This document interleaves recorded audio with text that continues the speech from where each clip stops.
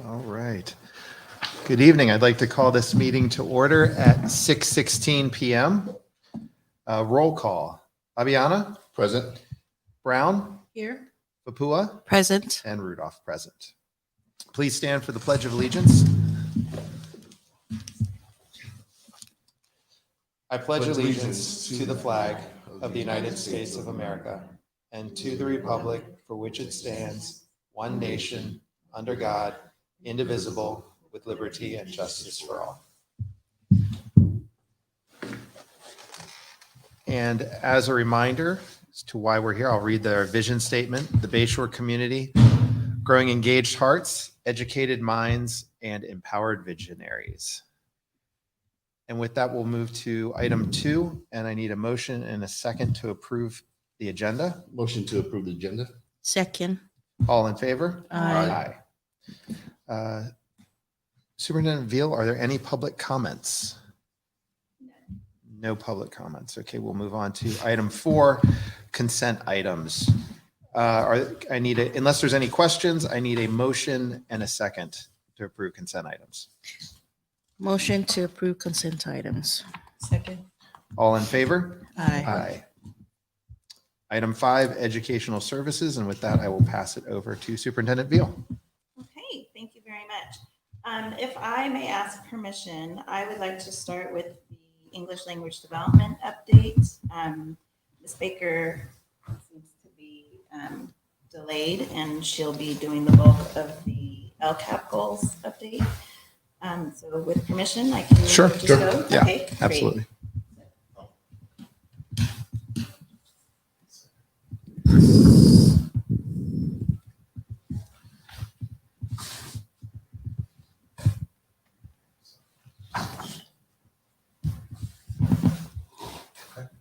Okay, wonderful. So I mentioned a couple of meetings ago, I believe, that one step, the first most important step of our strategic planning process is to develop some board priorities. And in the process of developing those priorities, I feel it behooves me to help you have a larger understanding of the needs and the programs here at Bayshore so that we can make sure that your priorities are aligned, definitely in the direction that we're going, but also that the work that we're doing is, of course, aligned to your priorities. So I thought I'd start today with an overview of English language development. And specifically, Mr. Dyson, if you don't mind advancing the slide to the next one. Thank you. Specifically, I thought it would be helpful to talk about what we know about our English learners, who they are, how they're identified, and to expand a little bit on the brief introduction that I provided in last week's weekly letter around language acquisition, how we are supporting our language learners, and the next steps that I would like to start to look into so that we can make sure that we're really meeting the needs of all of our students. But for the sake of this particular presentation, we'll focus on our language learners. So who are our language learners and how do we identify them? The next slide, we'll go into a little bit of this. So every start of the school year, whenever a student registers for school, no matter what grade, we have students complete a home language survey. This home language survey indicates what languages our students are exposed to in the home. And if any language is indicated in addition to or other than English, then we are legally obligated to administer what California calls the LPAC test. And LPAC stands for English Language Proficiency Assessment for California. From that test, we then, depending on the score that the child receives, categorize the student into different learning. So if they score at a high level, they are considered IFEP, IFEP, initially English Fluent Proficient. And if they are that, then they're on a level of proficiency where we have a certain understanding of how they're taking in language, English language, how we can structure our learning around meeting their needs. If they are identified as an English language learner, there are different levels that they then fall into. And I'll get into a little bit more about that, about those levels in a minute. But that test gives us an initial understanding about how the children are receiving English language and how we need to design our classroom instruction to meet those levels of English understanding. So the next slide. I wanted to highlight who our English learners, our English learners are here. So this year we have 332 students, K-8. Of those students, there are many languages spoken indicated at home, which is beautiful because we are blessed to be able to welcome all different cultures and all different backgrounds to our community, and this enriches our understanding of who we are as human beings. And from that identification of all of those languages, after given the LPAC, we've identified that almost a third of our students are English language learners. And how that breaks down is level 1. We have 34 students who are at a level 1, which is the earliest stage of English language understanding. Then we have 35 at level 2 and 29 at level 3.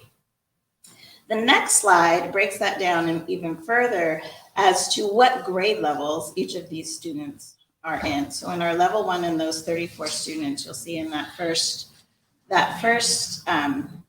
graph up there that it breaks down. We usually have more students in the younger grades as they're coming in identified, which, if you can remember back to your first couple of years in school, I would always, as an elementary teacher, especially as a kindergarten teacher as I was, think that all of my children were at some stage of learning English, whether they were English onlys, meaning they only had English exposure in the home, or even if they had multiple languages. We are learning how to speak, how to communicate, how to read, how to write. So there is an understood level of language development and acquisition, especially in the early grades. So you'll see that we have 11 kindergartners who are at a very beginning understanding of the English language. As we move down to the next level, you'll see that we have a larger number of older students who are in these second and third tiers of language acquisition. And that usually comes with maturity, with more time in life. You gain more understanding as you're exposed to more language. And so these numbers are very typical for language development. And what they tell us as we break that down is that what the teachers get are the names of these students. They have the actual identifier of who these students are, which then gives the teacher a responsibility of, okay, I know, let's say in kindergarten, if I was a kindergarten teacher, there's a good chance I have about half of those kids in my class. So I have about 5 or 6 students who are at their very beginning stages of language. So what does that mean for my responsibilities as a teacher as to how I am going to be organizing the learning from day to day? So the next slide gets into a little bit more of that understanding, and you have this handout. Dr. Stephen Krashen and other researchers have done a lot of work around second language acquisition, and there are, depending on the researcher, 5 or 6 stages of language acquisition. And the reason why I wanted to highlight these these levels is because on this graph, it gives you a sense, if you look under the characteristics, say for pre-production. So this is the first stage of language acquisition, and you'll see that it's what we call a silent stage. So you'll often see a child just taking in information, just absorbing the environment, if you will. So it'll be very important that we're creating environments that are supportive, that are caring for language learners or not, right? That's what we want to have in our classrooms. But it's particularly important because if the environment is not welcoming, and this is true for a child who's experienced trauma, who's learning a language, who's new to an environment, if the child does not feel safe and comforted, that is what's going to consume their brain space, right? So there's not going to be a space to take in more information at the complexity that language presents itself. So with this pre-production stage, there needs to be an understanding of, it's okay if the child's silent, as long as I'm still engaging them in ways to be able to learn the information. And some of those ways are highlighted on this screen as well. So the teacher might prompt them certain periods with certain questions, with consistency. They'll be building their vocabulary, and they'll be using different more simplistic ways to engage a child in their learning. And then you'll see as you go through these stages, the child is able to demonstrate more understanding. And as that child's able to demonstrate more understanding, it's the teacher's responsibility to structure the learning so that you're getting that practice, you're getting those deeper levels of understanding, involving the child in that understanding. So I won't go through each of these stages, but it is important to recognize that with each stage, there comes an allowance for that child to be in that stage. And each stage lasts differently depending on the child and depending on their reading level and their primary language. So for example, we have several students in middle school who are at the first stage of language acquisition of English, but they probably have a higher level of being able to read, write, speak, and listen in their primary language. So we want to recognize that level of ability and then bring up their second language, which is English acquisition.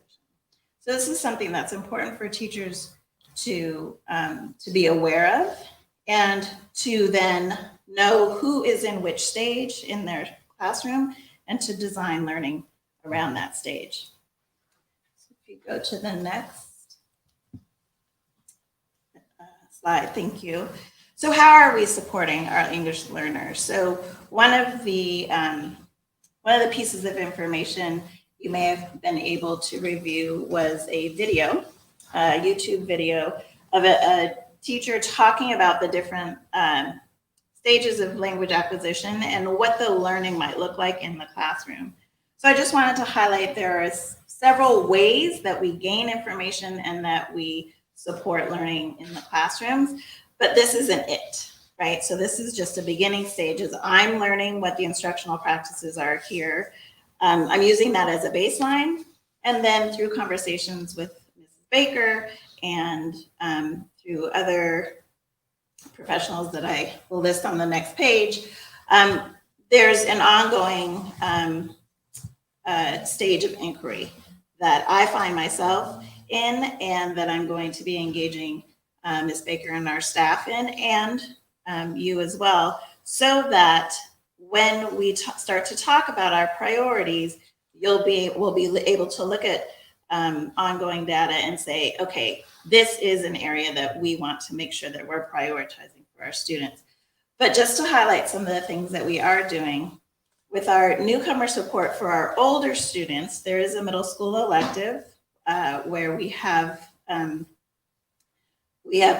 one of our teachers who is creating that environment that I talked about, where it's comfortable, where the students aren't comparing themselves to more advanced language students who speak English at a more proficient level, so that they can feel more comfortable, so that they can practice language amongst themselves. We have supports. We're getting more supports in place like Rosetta Stone so that they can have individual practice times. We do provide some of our curricular materials in Spanish, the primary language of all of our newcomers. So those are some of the ways that we're currently supporting, but that's not where we're going to stop, right? Another very important practice that we have and that we will continue to look into in terms of bringing in additional practices in our classrooms are how we're differentiating the instruction. And that happens in different ways in different classrooms depending on the needs. But the ones that I've listed up here are just some examples. So lots of visuals, sentence frames. Sentence frames are very helpful because they provide the language with which the student can practice the conversation. There's small group instruction, think, pair, share, practices in classrooms. These are all different ways where we are prioritizing moments during the day where we're practicing the language in a strategic way. So to continue to build our capacity in those practices and be intentional about when they're happening in the classroom are some of the things that I'm looking for as I'm visiting and will continue to visit classrooms, but also as I'm engaging in follow-up conversations throughout the rest of the year. I have the larger circle that is supposed to represent that supportive and encouraging environment, which needs to remain a priority for all of our students, of course, but just for the sake of this visual, I wanted to show kind of how it's this overarching priority. And then within that, we also need to make sure that we're doing very specific practices.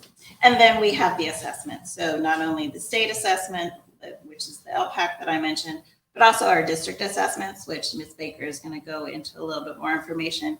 But all of these are touch points, formal and informal assessment touch points that give us an understanding of how students are gaining more language development and what levels they're at, because ideally we're able to eventually reclassify a student who has been identified as an English learner into a reclassified language learner, which means they've reached the level of language proficiency where they are in this final stage, this advanced fluency from the previous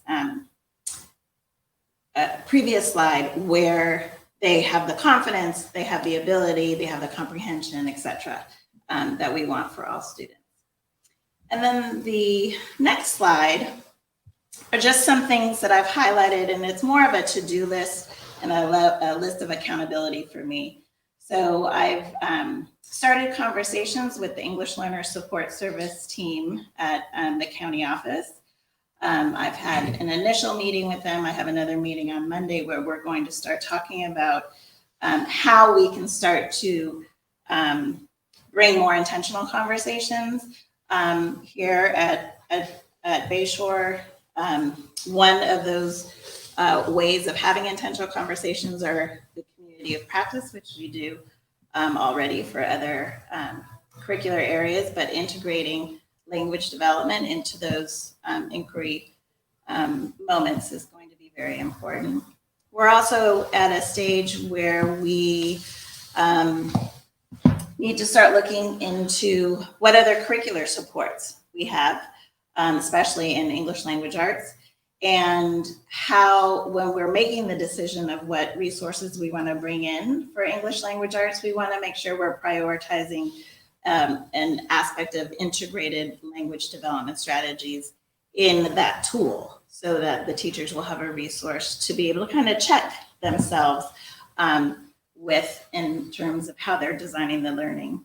And then continuing just professional development, to prioritize professional development if this is an area that you want us to prioritize, around understanding what the English language roadmap is. What does that mean when we are really truly being intentional about developing English language proficiency in our students, and what do those instructional strategies look like? So these are just some quick things that are on the top of my mind as we're moving forward, because as I said in the earlier, one of the earlier statistics is just about a third of our student population are identified English learners. And so this is an important area for us to make sure that we're at the top of our game. Last slide is are there any questions? This is a lot of information. Yeah, no, thanks. It's a great presentation. As we discussed, it's very important to identify with those English learners and getting them the support, and also on the whole front with parents to make sure we bridge that gap, getting that support. So, excellent presentation. Appreciate it. You kind of answered, I did initially when you first brought up the different tiers and the grades. One of the things that popped into my mind was the whole, early grades are, you learn to read, and then the later grades are reading to learn, and how that impacts the, students that are at higher grade levels. But you were saying that it also takes into consideration their primary language skill set as well. So that's how that, is there anything I'd be missing as far as, are these students more prone? I mean, because again, the statistic I've heard is, students that aren't reading at grade level by the third grade have an exponentially higher rate of not completing school. And obviously, I just want to make sure that for all the students, English learners, and it's like, so how does this impact English learners? That's a great question. The impact is going to be individual, right? So if a child comes from a home environment where the parents have a high literacy rate in their primary language, then they can be a resource to help the student build their own literacy rate in that primary language. What we need to do is recognize, okay, well, what is that level, and how can the families perhaps be a resource as we're bringing in this additional language? So what the literacy level in the primary language tells us is, do they have some tools of language acquisition already? And if so, then let's use those tools to build literacy in another language. If they don't, so with our kinders, there's a good chance that they've been exposed to reading, singing, or what have you in a primary language, and they're closer in the level of building the literacy in that primary and English, and they might be doing it a little bit more simultaneously, depending on what the support is at home, and because the support at school is going to be in English, right? So it impacts students. I'm giving a very long answer, but it impacts students differently depending on what their baseline is, what their different paths of support are, and then if there's anything else that might be supporting or hindering that development, right? So then you get into trauma, or you get into learning difference, or you get into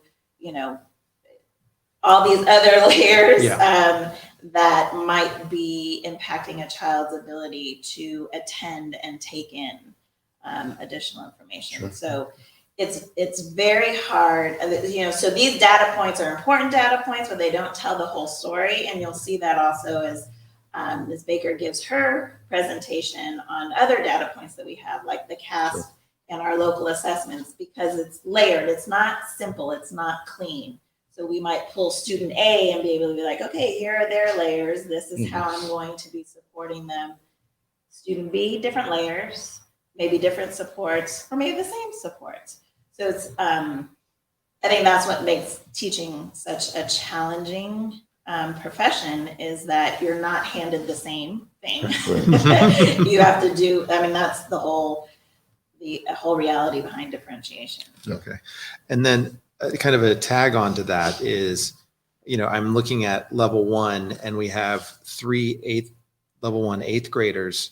Do we have a good mechanism of handing them off to the high school district? Do we have any sort of interaction with the high school district and know what their programs are and make sure they get a smooth transition?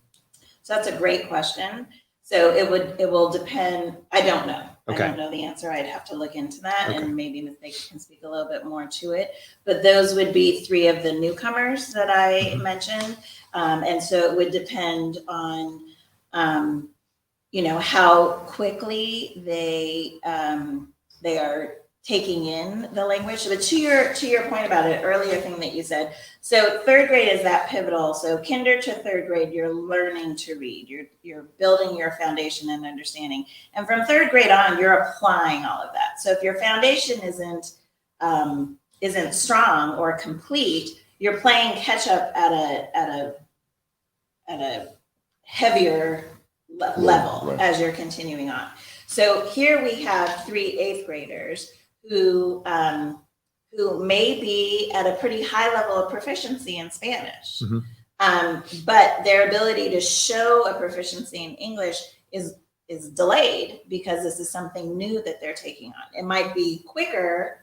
Their acquisition of the English language might be quicker because they're at a higher level of maturity. They might be able to make connections between their primary and their secondary language, which will propel them in a quicker way in their language acquisition, which would then make that transition to high school a little easier.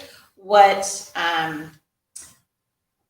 the high school will have is their language the language proficiency level. And Okay.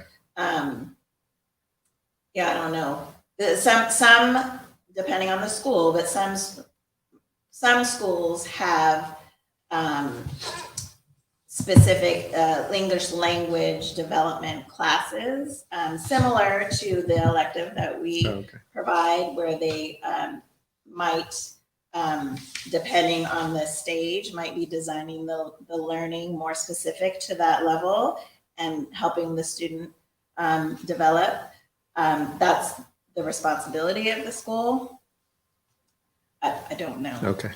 No, and I was just curious. I mean, obviously, we don't know what we don't know, and that's fine. I was just, if there's ways for us to help, and that one slide of trying to make the students feel supported, and it's like, if there's a way that we can ease that transition. I can only imagine. I mean, I think being an English proficient 8th grader, it's a little nerve-wracking moving to high school, Absolutely. let Every alone transition, being, right. a level 1 or level 2 English learner. Could be intimidating.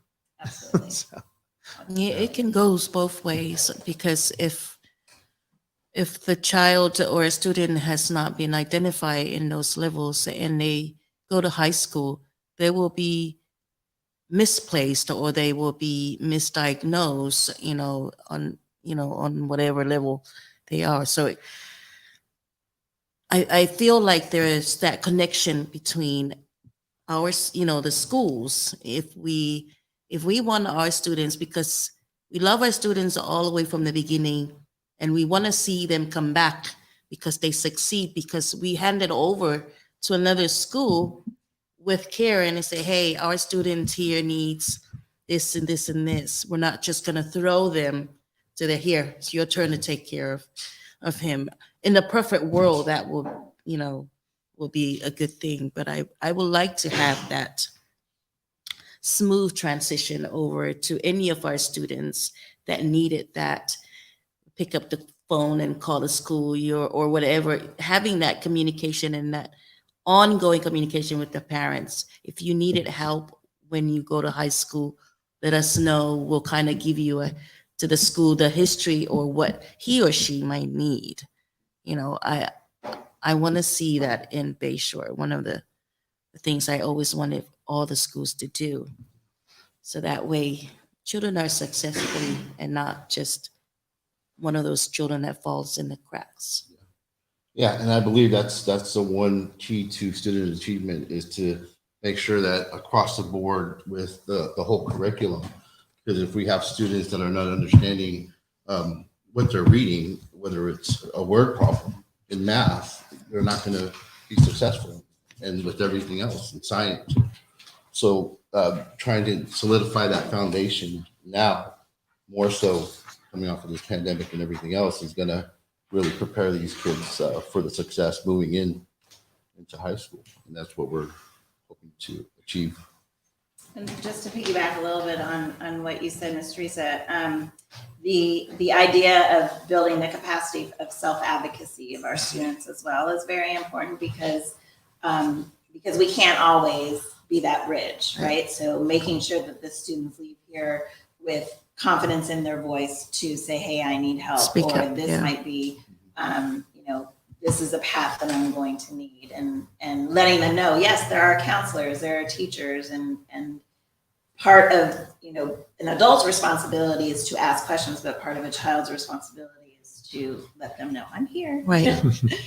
And that's one of the things is how are we empowering some of these students that feel like they can't take that next step to ask the questions to their teacher or anyone else because they feel like the question they're going to ask is not a good question, or they feel intimidated about asking the question, or how are others going to identify that individual for asking the question. So I think the other thing is empowerment. Empower these students to feel like they can ask anything. I think that should be starting from the very beginning, from the very first in preschool itself. We put up those affirmations for children, to I can do it. I was visiting a classroom today, and just a simple art project that they were doing, and just one kid like, I can't do it. I can't do it. So I heard another child say, you can do it. Mm-hmm. So, it's that peer. And then if the teacher, together with the community and with the parents, if all those dots are together I tell you, it's very powerful. So you asked Rick I think that there's a part of the day that a teacher, besides teaching, you can just put in there, hey, you can do it. Right. I can do it. I'm strong. I'm beautiful, So having those affirmations all the time. Yeah, but I think that's also coming from home Right. first. Yeah. Because one of my sayings are, parents are the first teachers. So if it's not coming from home, we're not empowering the parents to, just project that to their kids, that they are empowered, and then that's a slow road to success. So we have to keep the parents close. Yeah, and I believe another thing is just inclusivity with families and getting them involved in their child's academics is very important because if parents are at home really not knowing what their child is learning at school, how can what they don't know they can't help? And I think that's one of the key things about bridging that gap as well. I really appreciate the presentation, Ms. Vio. I really, that was one of my thing, myself speaking a second language. I can really testify how important, and I advocate for language. Because I was always wondering how the breakdown of how these children are monitored or even evaluated or even identified. I appreciate the presentation. I even love the 5 stages of second language acquisition. And I love how, the teacher prompts, the breakdown, and how each child is, the fact that I see my Samoan language over there. And I can just say that most of the Samoan families, they speak. When I came here, even until now, some people say, how do you know how to speak English? Because my mom, we speak English in the house. We were already diving it. We were already, the language, English language was already in the house. But, it can be very hard. And I can just imagine a child that don't know any English, how he or she is going through. So thank you for the presentation. Yeah, and I also shared it with all of you, so Yes. you'll have it. Yeah, just the idea that there are books out there from the preschool age that are bilingual books, very simple, one word, turn the page, okay, like it's just one word, garden, and maybe even on the same page, they have it in Spanish or in English. So it's good to have early introduction of books that teach the second language. or just this, it's just a visual. It's a lot of pictures, the words.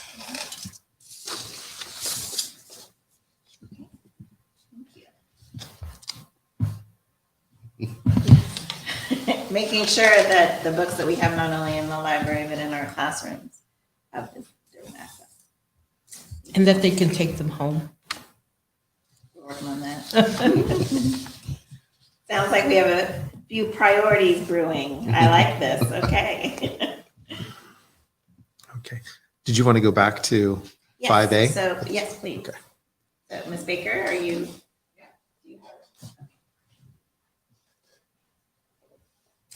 So the purpose of this conversation is structuring, giving kind of an understanding of how we are prioritizing, how we look at data, the data that we have access to, and what we're doing with that. And so Ms. Baker is going to provide just an overview structured in the what, the now what, and so what, right?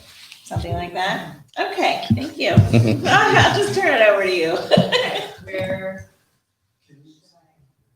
Right here. Okay.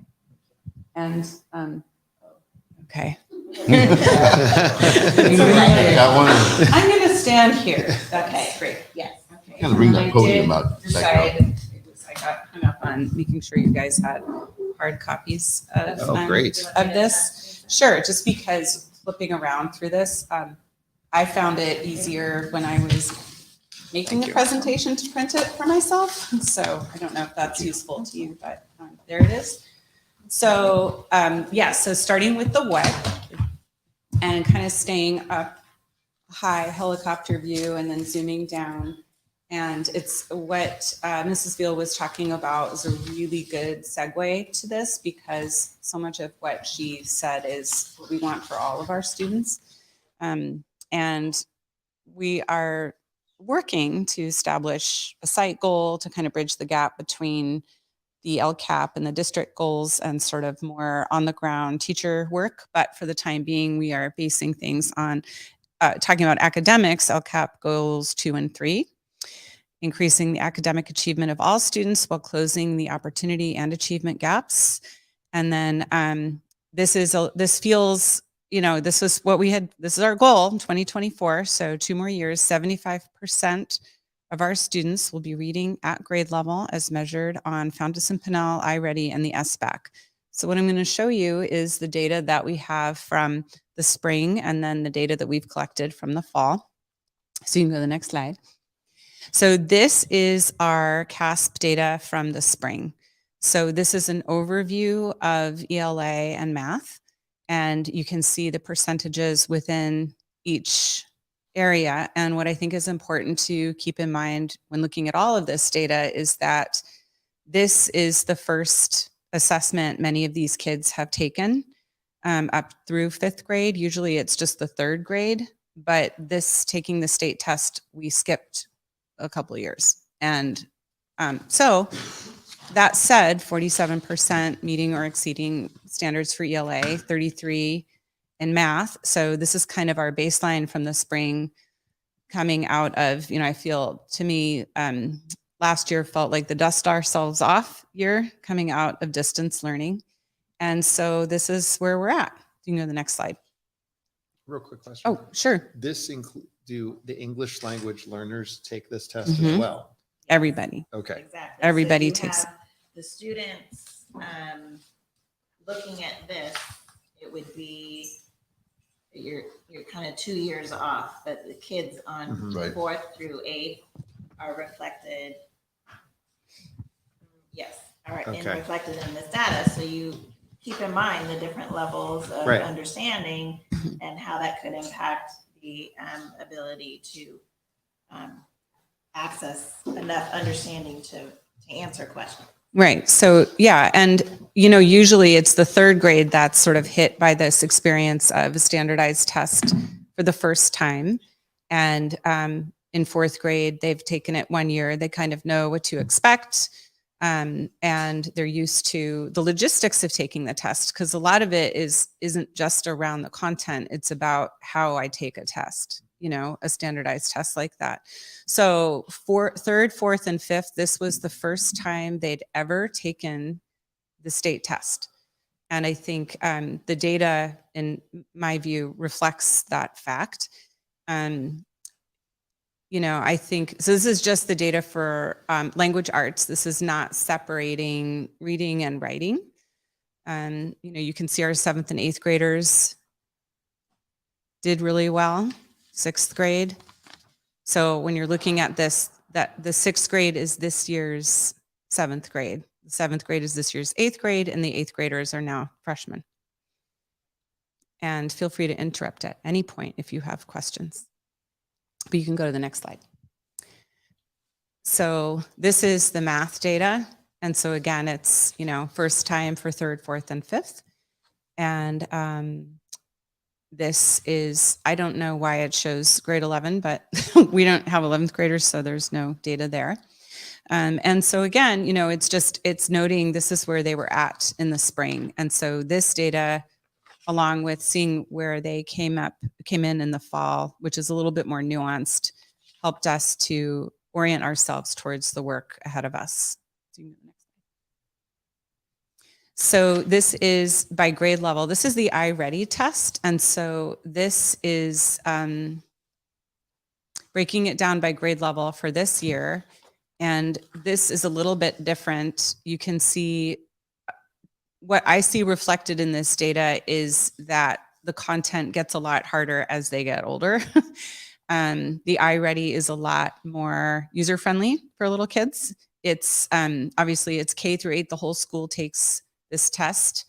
And again, this is just sort of helicopter view of how the kids did. Real quick question. Sure. Can we go back to the math one? And I'm just curious. So I'm not sure if something got skewed. The grade 3 shows no blue, but I'm showing blue on the printout. Right. I think So I'm just wondering if something got skewed somewhere. I'm hoping that there's blue. I'm hoping that's wrong. And No, this is right. so that is incorrect. This So is incorrect. That is incorrect. That is the Oh, state okay. of California. So what happened is that Oh, okay. I printed it before. Yeah, I Okay. apologize. So Okay. ignore that page, Okay. please. We'll cross that one. Please ignore the page that has all the blue. Sorry, this is the correct data. I was So- hopeful.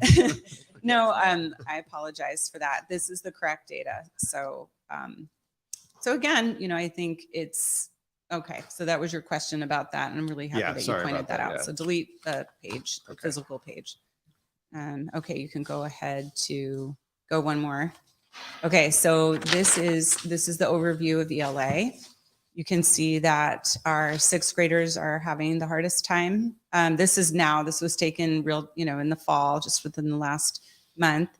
And to validate what you were saying, Mr. Rudolph, about that learning to read, reading to learn, and it getting harder. That is true for all students. It's true for our students with EL needs, but it's true for all students. So we took note of this when we were making our plans on how to address these concerns. So you can go to the next slide.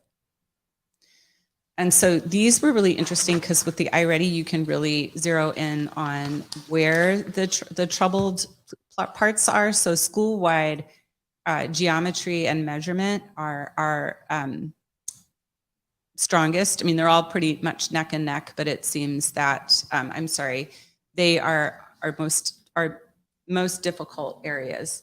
But as you can see, there's like this big section of kids that are 1 grade level below, which really isn't that terrible considering all events under consideration.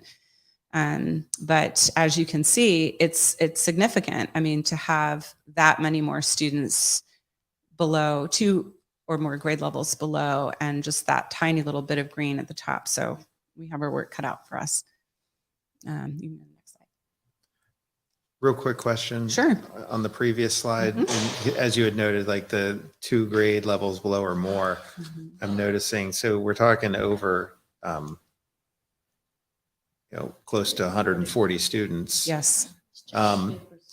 is there a way to figure out, because obviously there's, I'm sure English language learners that are at level 1 are probably part of that graph, but is there also a way to figure out like any non-duplicated categories? And so we know,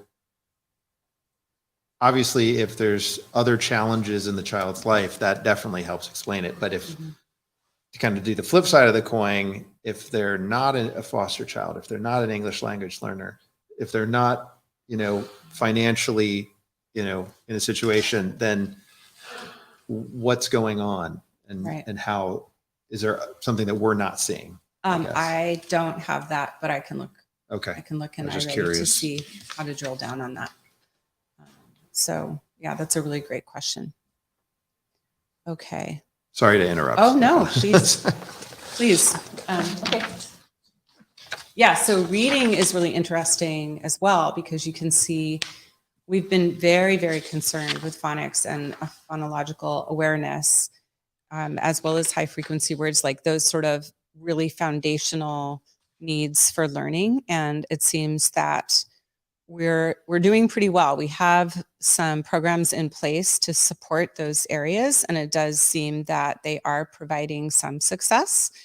The areas of growth for us are really around reading comprehension, which is typically, even before COVID, in making inferences has usually been for many years an area of growth for our students at Bayshore. So comprehension under literature and informational text are both areas that we really need to start to focus a lot more on. So what do we do with all of this? So based on the data that we collected, our leadership team has developed a theory of action that's based on the data, as well as where we are all imagine our students to be when they leave school. And so the next slide kind of shows you, we did this for math and ELA. So the next one is math. This one is, our ELA program is really kind of a little bit behind math. In math, we had our SWAN math curriculum. We then piloted illustrative mathematics. We then adopted that curriculum. This is the first year of the full adaptation with coaching and training. ELA is kind of a step behind, where there's been a lot of data that has shown nationwide that a lot of the programs that schools have been using around the workshop, not the workshop model, but the particular curriculum that we have that uses the workshop model is not really supporting kids with their capacity to learn to read, to your point again, Mr. Rudolph. So we're kind of in the process, we're sort of an exploratory process of what that can look like, and kind of seeing what other schools are doing. We are still really focused on to the points that Superintendent Veal made around that are still valuable for all of our students, using sentence frames, small group instruction, a workshop model.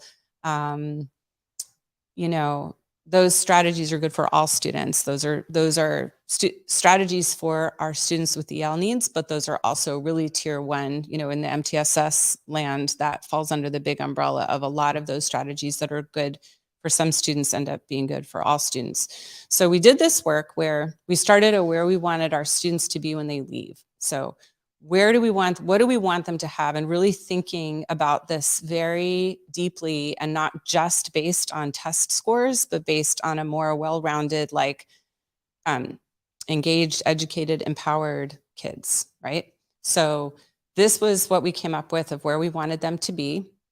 And then we worked backwards. So that's where we want our kids to be, what do all of our kids need to be able to do to be that 8th grader who leaves us with those skills?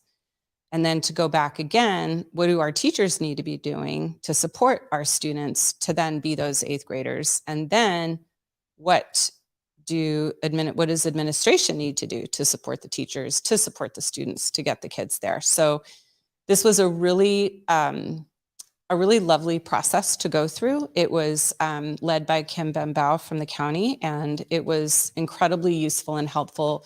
We rolled it out then to the staff, who made gave us feedback, gave it a thumbs up.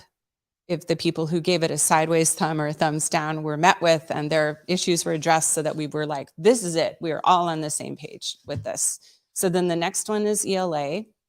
And this is a little, typically, this is in typical ELA, people who are really passionate about language arts tend to be very loquacious. So this reflects that. And this is still in the works of being a little bit more refined. That said, this is, again, that same process of, it does need some refining, but where do we want our kids to be? You know, we want them to have an inquiry-based approach to learning and develop public speaking skills. We want them to have high self-expectations, to Teresa's point about being confident and, you know, just have the capacity to express their own identity as a reader. So not just be kids who are gonna say what they think they're supposed to say. And this really focuses on, I really feel that these theories of action really do hone in on our engage, educate, empower, you know, our mission and vision. They connect to our LCAP goals. You can go to the next slide. And so once we did that, now what do we do with that? So we have this data, we have buy-in from the staff. And so we as a staff are using plan, do, study, act cycle as a structure to provide an opportunity for teachers to reflect on their practice and to and the growth of their students, really in a very student-centered teacher self, not student critical manner. So I don't know if that makes sense, but it's, I think one of the things that surfaced through this process was, I think it's a very natural tendency for educators to say, well, if they didn't get it, that's because of something going on with them. They don't have, it's a deficit thinking mindset. It's just really easy to fall into that trap. And I think that every educator who works at Bayshore has our students in the center of everything that they're doing. And this structure really makes it so that all of the teachers are focused on the growth of the students and the what they need to do as teachers to meet the students where they're at, celebrate what they bring, and think about what cultural responsive teaching looks like in this context. Think about how the kids are showing up, how they're saying what it is that they know, and what needs are coming up. So this is the second, this was from, so this was connecting, you had to connect everything we're doing in here to one of the theory of action bullet points. So that's what's grounding the cycle, whether it's ELA or math. So it's picking, this is the bullet point that I'm connecting this to. This is one of the teachers used this as an example. This is Miss Papes. She did a great job, and she modeled this for everyone because she, as a public learner, she put herself out there like, I'm going to show you how I did it and how I reflected on my practice. So, you know, after she used the strategies, she, you know, it's like, this is the plan and do parts. This is part one. And then the second page, the second one, oh no, okay. The second day, the second time you meet is the study act part. So this is the first part of the planning and the doing. And when the study and the act piece is bringing your student data back to the group. So we're doing this in grade spans, and now we're studying who got it, who didn't get it, why do we think they got it, why do they think we didn't get it, and what am I going to do now? And then there's action. So how am I going to, what are my next steps as a teacher? And then you start over. It's a cycle. So it goes in a cycle. And then when you feel like you've come to a place, or you finished your unit, you've come to a place where you feel like, I have refined this practice, I'm ready to try this with something else, then we try with something else. So we've done this with math, and we're just about to start doing this with language arts. And that is what we're doing. In addition to the curriculum and the things that we have LLI that we're doing, that's pulling kids into small groups who really need very intensive reading support. We have guided reading curriculum, as well as phonics curriculum that we're using in small group instruction to support students who have that need. And in addition to that, with small group instruction and the workshop model, we're able to meet the needs of the children who are in that green or blue space and really do need to be pushed to push themselves to refine their skills as a reader or as a mathematician. And so those are our next steps. Yes. So is there a homework or a universal homework policy? That So- all these classes and teachers are, So so all the kids have reading every day. As far as other homework, that the homework needs to be, it cannot be something new. It can be practice. It cannot be, a new skill. They're not doing the new skill at home, but it can be practicing the skill that they have learned, and it can't be busy work. So it's kind of what we have put out there as a guideline right now. I mean, we have teachers who, if you don't finish your classwork, that becomes your homework. We have teachers who are really just pushing out reading curriculum right now. And so that's pretty much where we're at with homework. That's a really good question. And we can talk, that's something that can be discussed as far as, when kids leave our school site, some kids have an older brother or sister who's giving them an amazing amount of support, or they have a nice quiet space to study at home. Some kids don't have any of that. And so when we're thinking about an equity issue and really wanting to support all of our students, we do have homework help in our after school program. So we want to make sure that the kids who need that are getting that. And as we are sort of wading into the new normal post distance learning and all of that, we're being very thoughtful and intentional about the kind of work that we're sending home with kids. So there's a certain amount of students that are going to the after school program or to the community. Like you mentioned, they're getting some assistance with some of the work that they're doing. But what about the students that are not having that support? I mean, that's why I think, we're doing everything that we can to get the kids in those after school programs that need the after school support. Our teachers work so very hard, as you know, and they will see kids at, recess or have them come after school, which is in no way anything that they have to do. They do that because our students need that support. But yeah, those are the kids that we do not want falling through any kind of cracks. And that really surfaced during distance learning when we were doing home visits. And, so we learned so much about, the lines were so blurred between school and home at that time that we really got a big window into what was going on at home. And so, really making sure that, like I said, that work that's being sent home is really intentional and is accessible to all of our students.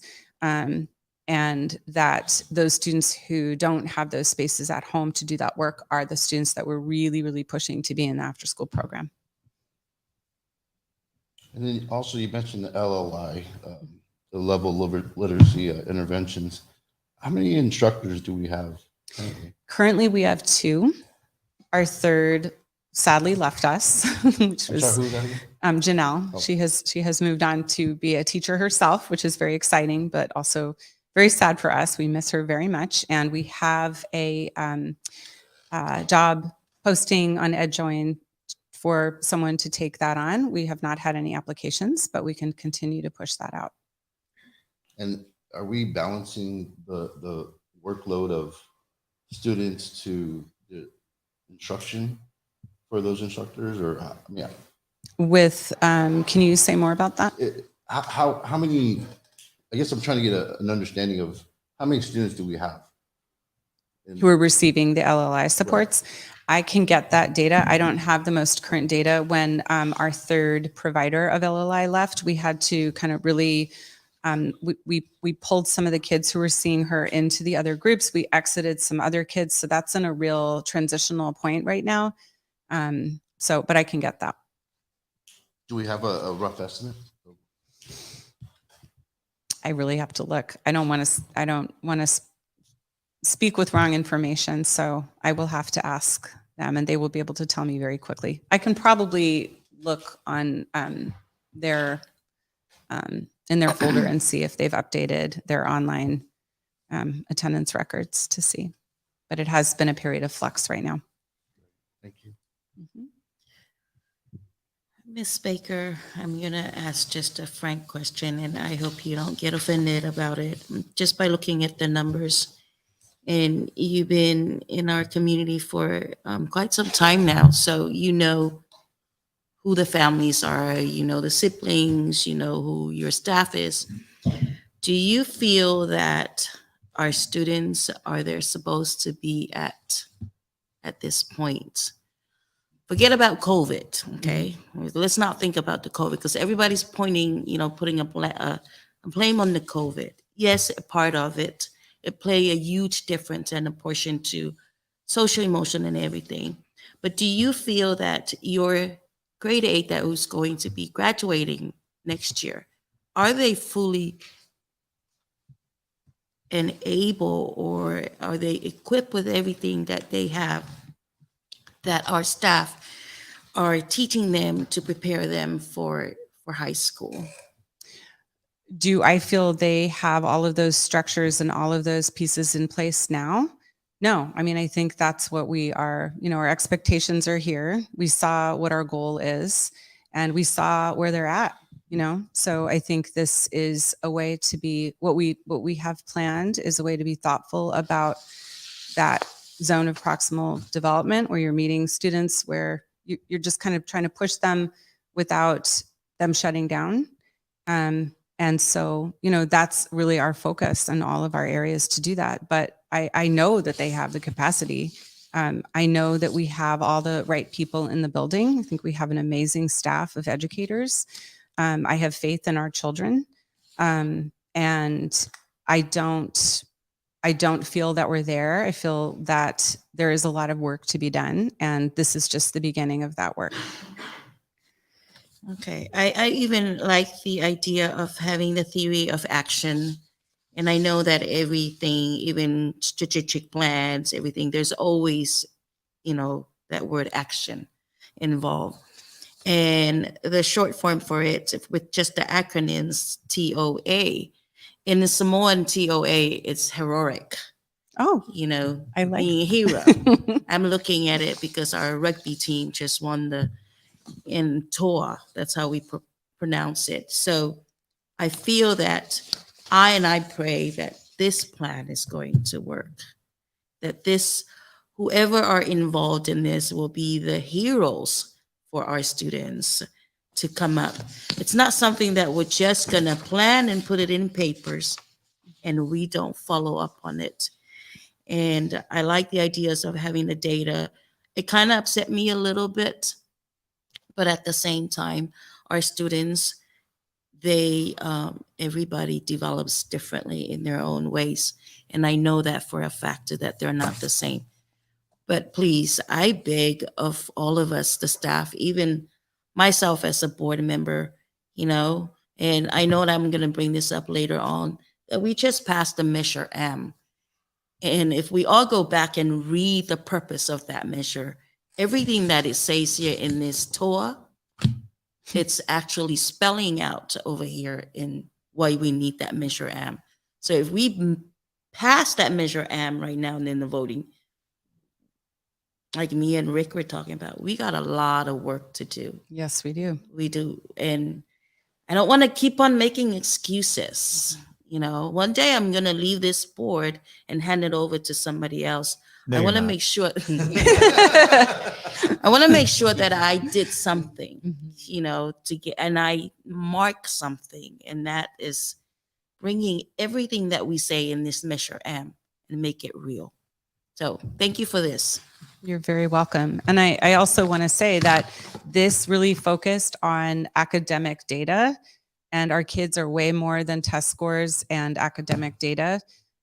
We have a lot of other things that are happening around building ourselves out as a community school, supporting ourselves with, supporting our students with electives that are really meaningful, and after school programming at the middle school level that supports them with CTE credits that are good for them in high school. I mean, we have a lot of other things going on just to really provide opportunities for our kids to shine and to build out the interests that they have to support our community, to support their own confidence level and self-advocacy, all of those kinds of things. So yeah, we do have a lot of work to do. I appreciate that very much, Teresa. You have any other questions for me? No, I just, I just want to make a comment, we take a lot of pride in the school. And I think everyone really puts their efforts in to make sure that our students are successful. And, we see it nationwide of what's going on with students, social, emotional, mental health, their academics, what's going on in the home. Mm-hmm. And I think we really need to rise above, all of us. We have to hold ourselves accountable as a board, as an administration, as staff, teachers, educators. We really need to shoot for the stars. That's what it's going to take. I understand it's a lot of hard work ahead, but if we're just barely scratching the surface, Mm-hmm. then we're really not doing what we're supposed to do. And it takes all of us together. Everyone achieves more. Okay.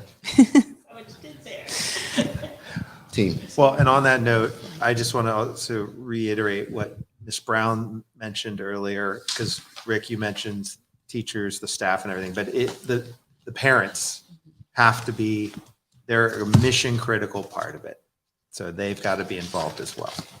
And At every level. Yeah, I think that, Brian is spearheading this, the work we're doing with Caring Schools Community, which is, sort of to talk about it being centered around community circles and proactive ways that you're supporting kids to make good choices. That's just one little component of it. There's a huge component about what that looks like at home. And so that's another needle that's getting moved, is that work. And that isn't something that's going to be presented in, sort of an academic presentation around just this data, but it is part of that, because those components of social emotional learning are very much a part of what is going to propel our kids to success with academics. Thank you.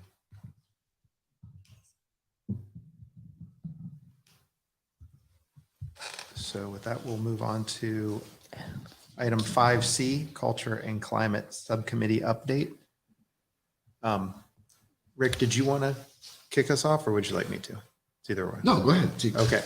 So the Culture Climate Subcommittee, I'm subbing in since, Oh, I didn't know that it our still exists. oh yeah. Yeah. So we're keeping it going. We're keeping it going. Keeping it alive. And so just to refresh everyone on the board, April last year, we sent out a survey. It included some data points and comment sections. The goal is to send that out again, keep the survey as close to its original format as possible so that we can have 2 data points, and then eventually get in a cadence of sending this survey out in a fall November timeframe and a spring April timeframe, and keep a constant flow of data between the staff and the administration and the board. With that, Rick and I did meet. I was subbing in for Joy, and we met with Superintendent Veal, and really the only change, because we want to keep the survey as close to the original as possible so we can do like to like, apples to apples, and see trends. The only change was a request to break out the generic term of administration so that it could be a little more nuanced. And did you want to add any other comments regarding that? Yeah, thank you. So I was explaining to trustees Rudolph and Avalana that feedback is very important for me, and it's helpful for my growth as a leader and as an educator. And one thing that I found, and I understand why it was done, but one thing that I found confusing and hard for me to then support growth was how the administration really just pertained to two people. And so I asked for the trustees to consider disaggregating that out so that I could have feedback specific about me and my growth. And then also feedback around Principal Baker so that as I'm supporting her growth as a leader, which was a very important theme in my interviewing process, that I can be very intentional about specific ways that I should grow as a leader and that as I can help others grow in their practice. And so that was my thinking, to be more specific and more intentional so that I have a better grasp of what my responsibility is. Mr. Dyson, would you mind sharing that Google spreadsheet and just on the second tab? How many questions are going to be? So there were a total of 16. The column A is the questions. I directly took them out of the survey that was given last year, and I pasted them into column A. And then anywhere it had generic administration, basically split that. And obviously we will renumber them accordingly. So in the end, we would have 18 questions, including number 16, which is just an open feedback, open text for the participants to provide.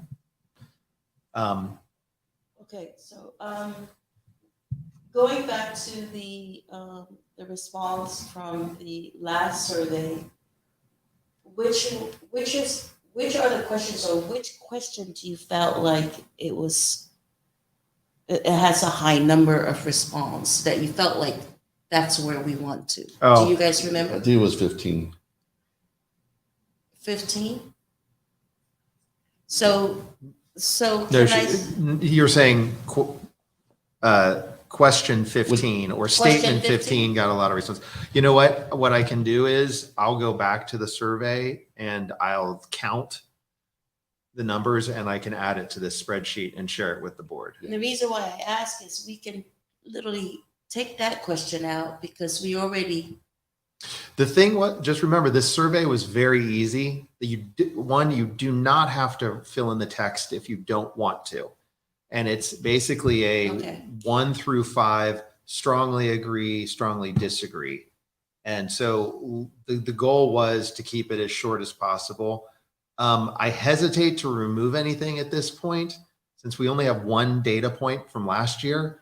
I'd love to keep it as is for now. And I mean, obviously take into your, I get your point completely, but since it is going, in theory, it shouldn't take them more than, if they're just clicking the buttons, it shouldn't take them more than 10 minutes. If they want to fill in the text, which I highly encourage them to do, and fill it in with specifics. Obviously, feelings are valid, but feelings, it's hard to take action against feelings. So, and obviously the survey is given under anonymity. And if you feel like giving too much specifics is going to breach that and you don't feel comfortable, I understand. But at the same time, if you can give specific, then it makes it much easier for the administration and the board to take action, as opposed to, I feel this way. Well, it's like, okay, I guess, because it's anonymous. So there's really no way we could then reach out to someone and say, hey, why do you feel this way? So the parents, the staff. This is just for the staff right now. Just for staff, okay. So did you get all the staff to, which is they don't have to? It's not a requirement, but that is actually another good data point, which we can look at last year and see what percentage of response. I don't want to I hate surveys, to be honest. Here's my thing.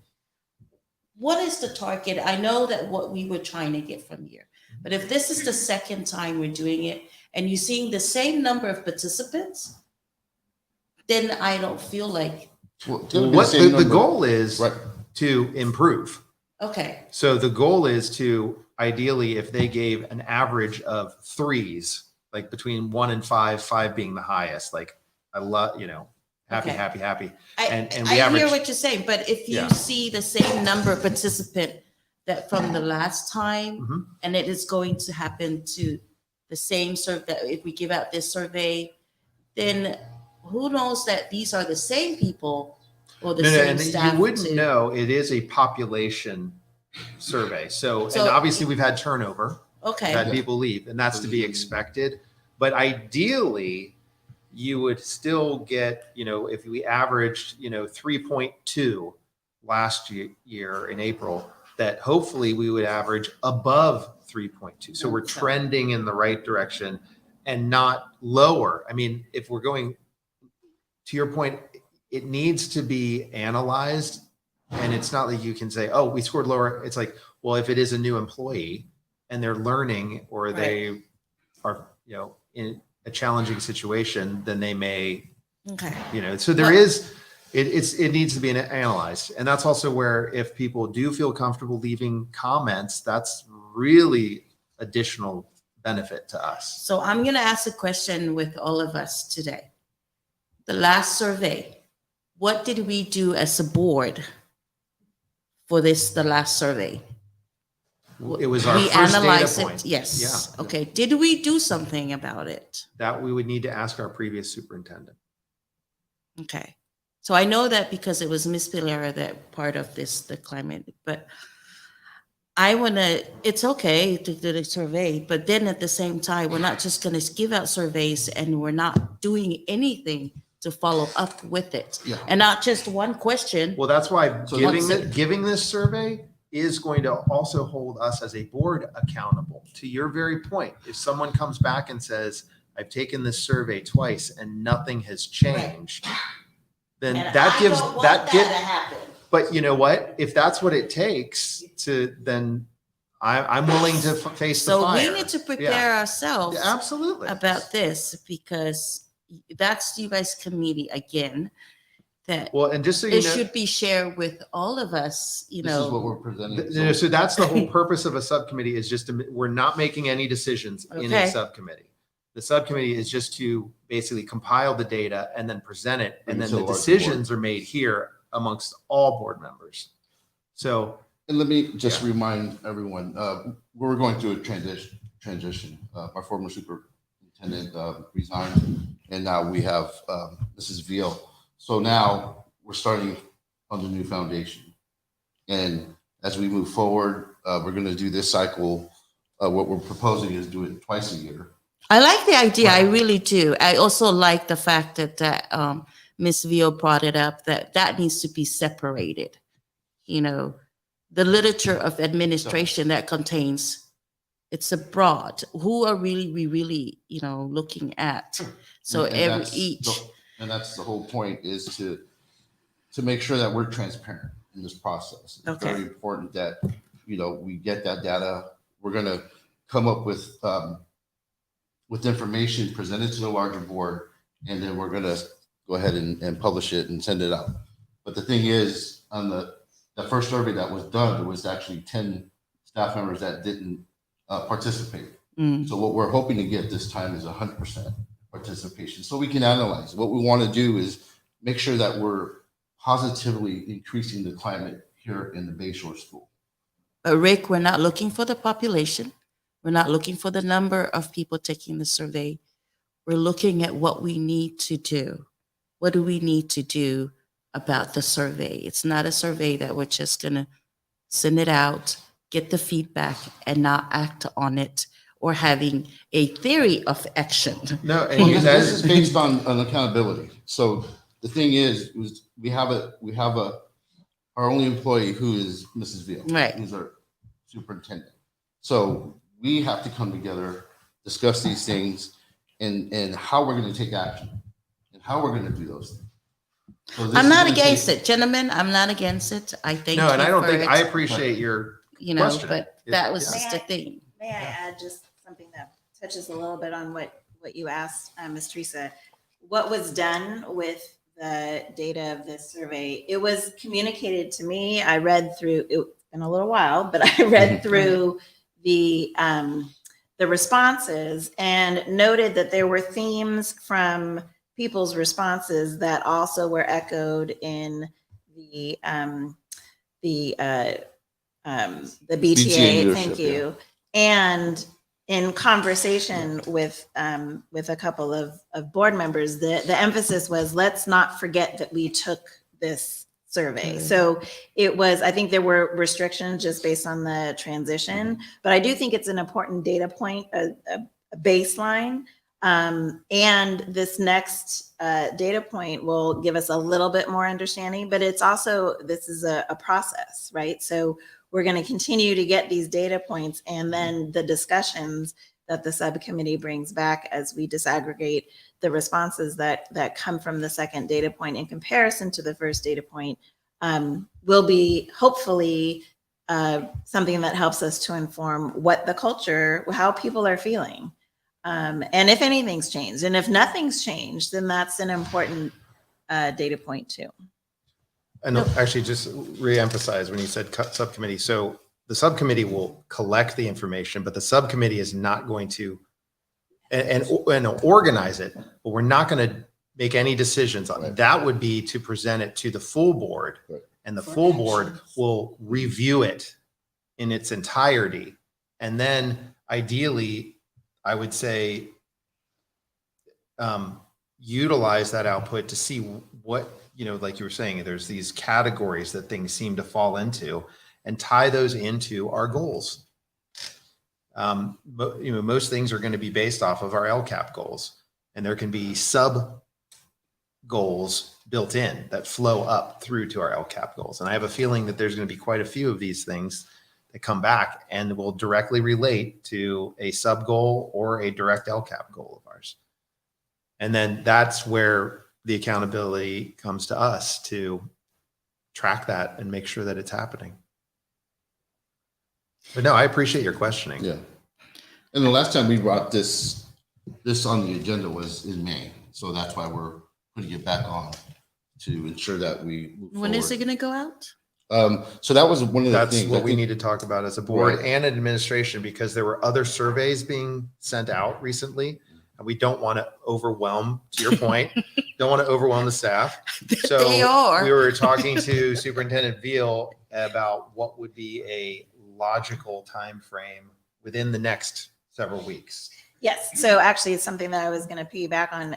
I'm going to be curious on comparing the input that we get from this data to a data point that we're also intending to send out related to our Caring Schools community program that we're going to start doing more intentionally. And of that program, the first step has been to take to survey our students about the inclusive and welcoming environments that they feel that they are or are not a part of. The next input is going to be from staff, and then the next input is going to be from parents. So we haven't scheduled those next two steps of receiving, sending out and receiving the input, but that is what Trustee Rudolph was talking about in terms of not wanting to overload the staff with all of these surveys, in addition to the fact that it's parent-teacher conferences coming up. And so there's going to be a sweet spot between Thanksgiving and the winter break to send out and collect some information, or, the decision could be to wait until we come back from winter break and then time this survey with that. But I do think it needs to happen sometime within the next couple of months so that we have enough time between that data point and the end of the year, which should be around end of May, to collect the last data point for this. I think what was proposed was going to be November 28th as a possible, Right after the Thanksgiving? Right. Okay. Mm-hmm. somewhere That around would be that fun, time I think. would be ideal. Because, we want to keep things fresh, in people's minds. So we're looking at our calendar, because we come back on The 28th, I think. Yeah, November 28th is a Monday. Yeah. So would that be something that we would? I'm 28, yes. Okay. So, and give staff 2 weeks. So set a deadline for end of business on the 9th of December. Does that sound Sounds reasonable? good. Mm-hmm. Okay. And then that would give us time to collect. And then when is, oh, well, it would be after the December board meeting because the December board meeting is on the 8th. Correct. So we wouldn't be able to present all the data to the board until the January board yeah. meeting. Okay, so why don't we challenge ourselves? If we get a good number of participants, we're going to host a breakfast for the teachers. I like that. Another Well, stuff. there Hey, is, nothing short of 100%. right? Hey. Are you down? Oh yeah, definitely. I'll be whatever. We gotta make sure there's vegan. So Sorry, Vegan I don't do vegan. But yes, it can be accommodated. Yeah. What I would say also to challenge ourselves is if we set a deadline to get the data back by the 9th, give the subcommittee a week or so.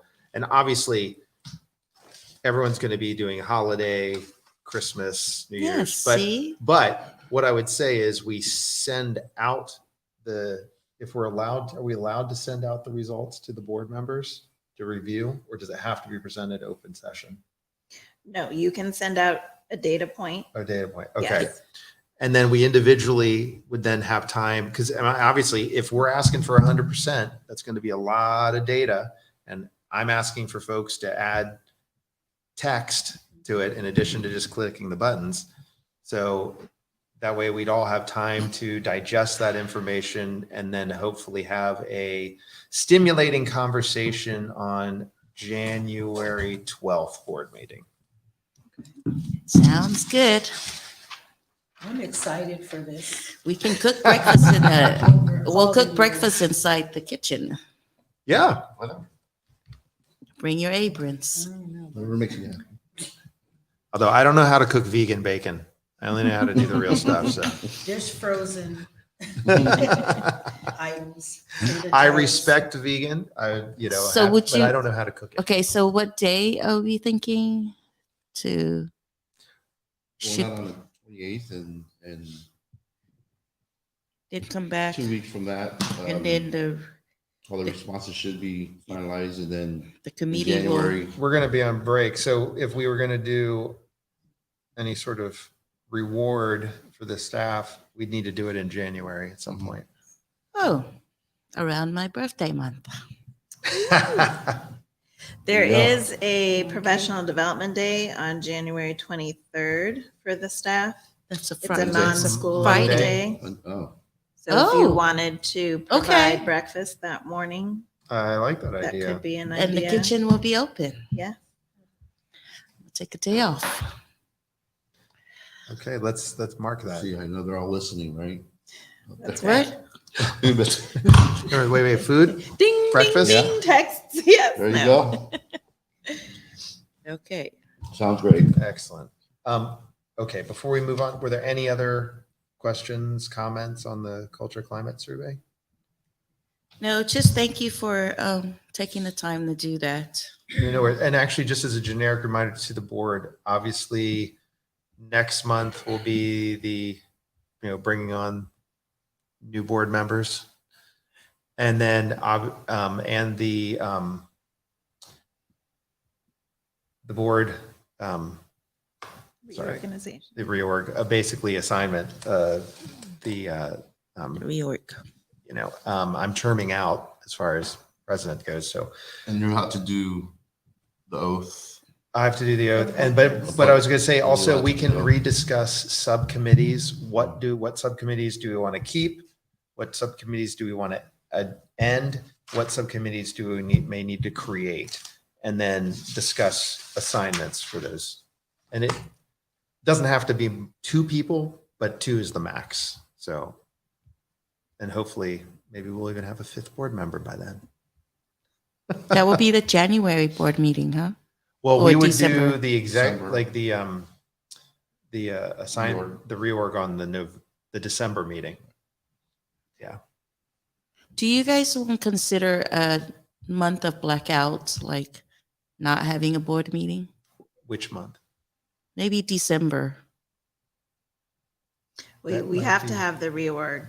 Yeah. And No, no, nobody's no, happy but to- in the future, well, something to because- put in, Well, because of the because of election. the elections. or 'cause then- June or July, any of those months. Yeah, no. I think definitely like we didn't have a July meeting this Right. year. Okay, so So let's we keep can it definitely on that. discuss that of having, yeah, definitely. Yeah, and that would be part of the discussion we could have in December's meeting if we wanted to. Okay. Is the board calendar for the 2023 year. Okay.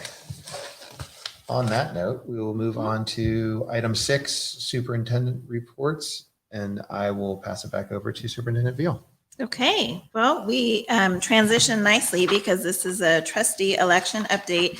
I've been in communication with county council around what our next steps options are because we conducted an appointment process at the last meeting because of a failure to elect, but there's nothing that I found yet that tells us what we do when there's a vacancy after we've conducted an appointment process because of failure to elect. So that's one inquiry point that I have our county council investigating with the elections team at the county. One option that we've heard is that we have to have a special election, which is costly. So I'm hoping that there might be another option for us to consider. And as soon as I get that update from county council, I will definitely share that. But as we are now, we're 4 trustees. And yesterday's election and our appointment process has kept us at 4 trustees. So it's a to be continued conversation. Just want to let you know about that. I put the block party as a part of a report because I just really, really wanted to appreciate everyone's incredible work. The block party was a first for me. And last night there was a swishes and misses, Swishes and misses, swishes and misses debrief from the block party committee.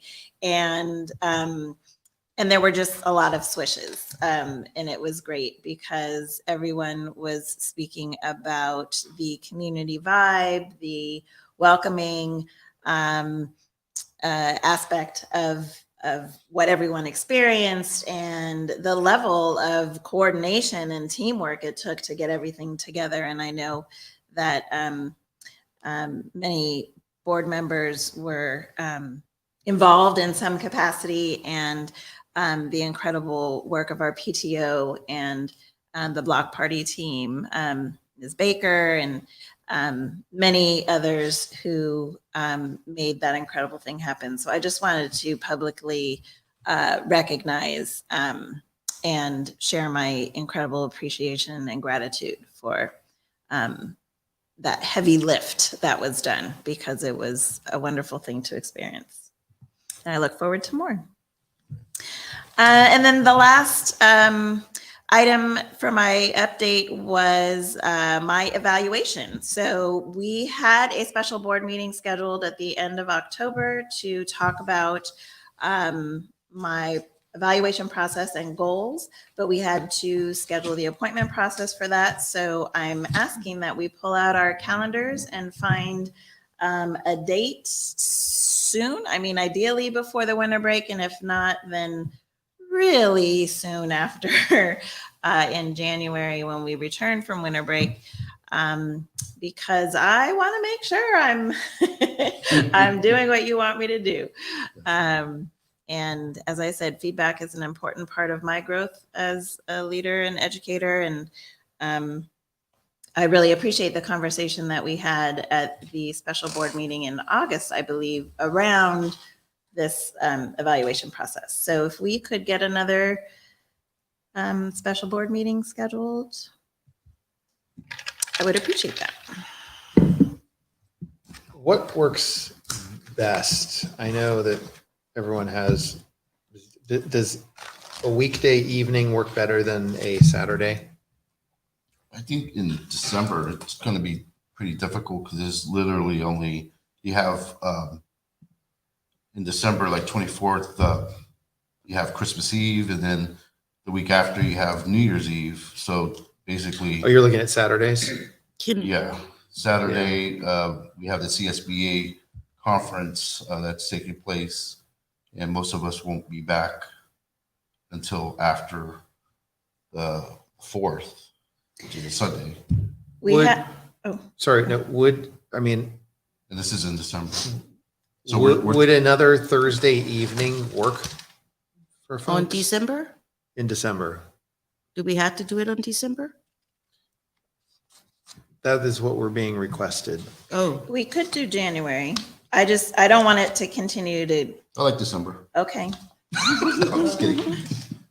Um, The other meeting was scheduled from like 4 to 6, so it was about a 2-hour time slot, Yeah. not too late, if that works I'm pretty better. flexible during the week in December. So I think in January, there's gonna be so much going on. Well, that's just like, so it's December. For me, it might not work because I've been putting off my surgery and I don't know. Do you have a date for that? December 7th. Okay. what about Oh. December 1st? We'll be out of town. We'll be out of town. Oh, that's right. You guys Yeah. are going to be. Unless you want to do it over there. You guys, you guys can do it without me.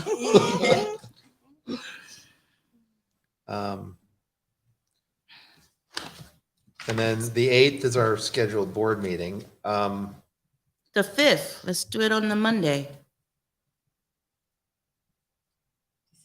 Yeah.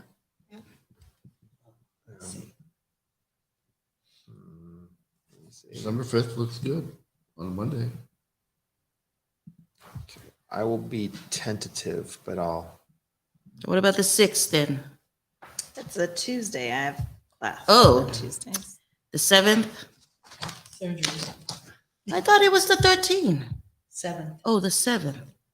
So if we go to January, No, let's go with, if everyone else can do the 5th, let me see, I can work some shifting around here. so this will be in the evening obviously on the Right, Monday, right? So it would be Monday evening. Yeah. 6:15 or 6 o'clock. Let's do 6 o'clock. Is that okay with you, Miss Brown? That's fine. Or 5:30 or 5? The earlier the better. People are trying to hit the malls for their shopping for Christmas. 5:30?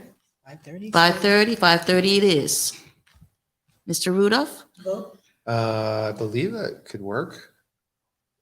Let me, It's long, we want to make sure that we accommodate to everyone. Would this be the strategic planning, evaluation, goal setting, all that? No, just It's her all evaluation. related. Okay. I think we can start to begin to have maybe a board priority kind of Okay. discussion. I think there were several things that were mentioned tonight that have gotten the conversation started. And I can come with some proposed ideas for some areas. Okay. Right. So it's December 5th. It is. correct? 5:30. 5:30? 5:30, December 5th. Yep. Thank you. Thank you very much. Okay. Would there be dinner? Would you like dinner? It would be nice. Okay. I'd never say no to food. Okay. I'm gonna start Pinterest that. I'm start looking how to make that. Or to find where to get that. Okay. How many vegans? That do we was have? it on my report. Okay. Item 7, board member reports. So I will open it up to anyone who would like to do a report out. I'll just try to keep it short and sweet. I'm looking forward to the winter break, the holidays. Everyone gets an opportunity to have some time off and gather themselves, be with their family, their loved ones. I think it's very important for us to kind of just take that mental, emotional break from everything that's been going on, especially here at the Bayshore School. We care about all our staff, our students, our administration, and I think it's that time that we look forward to having that time to reflect. On a great note, just like Mrs. Phil mentioned about the block party, it was a great party. I mean, it just gets better and better every year, and I get excited. I know there's a lot of work involved. There's a lot of tension. But that's what makes it great. And there's always challenges for everyone up and down the list of things that need to get done. And I mean, I can sit here all night and just kind of point out many things. But I'm looking at the time. But overall, I look forward to next year, and want to thank PTO for sponsoring this event, putting it together, the committee that came together, and all their efforts to make this block party a success. It's huge. And for our Superintendent Veal, who came for her first time and seeing there, she came a long way that day. I think from Sacramento, but we're very thankful to have you there to witness this all. But, That was it was like welcome to Bayshore. yeah, What is this block exactly. party? Maybe we could have had a horse and carriage or something for the. And then again, I want to just thank my fellow board colleagues for all the work that everyone does here. I mean, there's a lot of great dialogue that happens, a lot of work that happens here. But I think, on the end of that rainbow, all the hard work that we do in making sure that we communicate and do the right thing for this district is going to pay off dividends. The rainbow is a pot of gold. That's the key. I want here. Yeah. I got some right I here. just thought about it. But again, I want to reflect on I know everyone is doing a lot of work here, and we acknowledge and recognize the hard efforts that are involved in this process. So we appreciate that. We want to thank everyone for everything that you do for the school district and ultimately our students. That's it. Thank you. Miss Teresa? Ms. Oh, Brown? Miss Brown is next. I have nothing more to add. Okay. Oh, it's the same thing. Thank you, everyone, for the block party.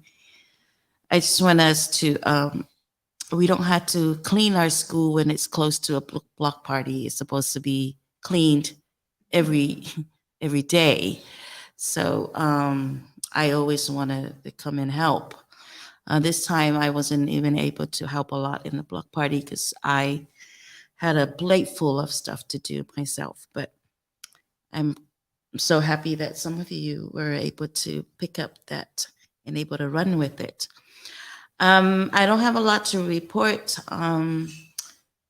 We congratulate all the victories on the councils who made it there, and I think we need to challenge ourselves to continue to present Bayshore to the city, and continue to have those conversations with these leaders, these policy making, to bring up our voice to them of what's going on. I'm sure that some of them, they get tired of me, blubbing Bayshore name at times.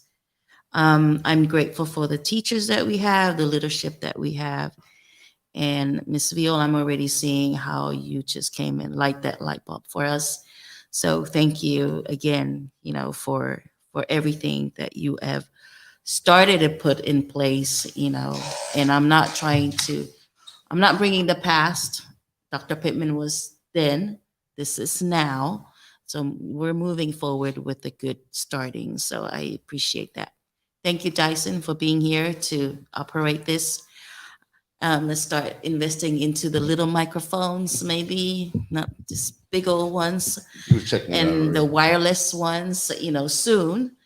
But let's start doing some reading activities or that involves the community. Like, I really want to see something like maybe a book club too for the parents. If the parents are involved, the children will see that they're involved. So maybe something to bring up. I want more activities for readings, reading, and start. They have lots of stuff online for libraries, and I sit on that board of trustees that there are online opportunities for our children. That's it. Thank you. Have a good week. Thank you. Oh, congratulations again, Mr. Rudolph, for Oh, being appointed. You cannot leave us. That was unanimous, by the Thank way. you Yes. very much. Thank you. And I will be pretty quick. Again, reiterate what everyone else says. I want to thank everyone for the amazing block party. I was not able to attend. We had a loss in the family, so we were out of town for a memorial service, but I saw the photos. I saw, the amazing cleanup that the community did. So thank you to the staff and the family members that were involved in cleaning up the school. It was amazing.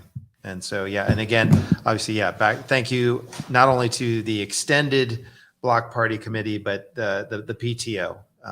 I put in a lot of blood, sweat, and tears to make that happen.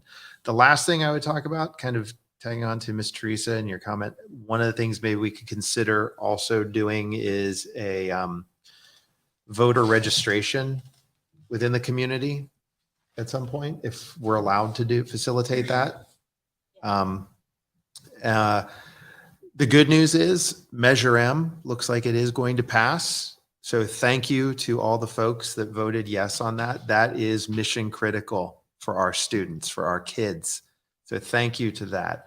And just as a challenge to the community, obviously if we can get more people that are not currently registered, that would be great. But also out of the 2,938 registered voters in our precinct, only 626 actually voted, which is around 21.3% based on the current data. So I would just challenge the community as a whole to, if you're not registered, register. And if you are registered, vote. Take advantage of the mail-in ballots. It's super easy. And maybe as another follow-up is, again, if it can be done in a nonpartisan way, have some sort of voter like data on all the measures and everything that's going on the ballot. If we can support our community, and if people aren't voting because they're intimidated by it, maybe there's something that we can do to help with that. Can I piggyback on that? Sure. Because my organization partners with Thrive Alliance, a nonprofit, and they support the voter education outreach. So I'm on that committee, and I did place pamphlets, the voter sheet that shows where all the centers are at the Bayshore Library with Christine, at Lincoln Park Community Center, Midway Village. So I placed in different languages the quarter sheets, just the information that needed to be put out there. And I attend those leadership meetings. So it's not a problem for me to do that again. Yeah, please. Thank you for doing that. I remember Dr. Pittman was mentioning something like having a community forum, and then we invite the people from the county to come just to do like a simple, of how to register. I mean, it's online as well. Yeah. So I can send all that information. Yeah, I think it's just, yeah, thank you. I think, it's just a matter of somehow figuring out how to encourage people to do it. There's a lot of work. I get it. People get intimidated, but it is so important. Okay, so wait. Yeah. Let me do one more shout out. Yep. To Dyson, Luisa. Oh my gosh, she's a DJ. Yeah. She's fierce. Oh, she has talents. Coach Kevin, Brian Patel, Lisa Arnold for such a tremendous job. I know that I say PTO, but I wanted to say your names. It's more. Personal. Yeah, Or thank you. classy. Thank you for doing that. So That's nice. thank you. Thank you. Okay. Well, if there are no other board reports, we will adjourn open session at 8:06 p.m.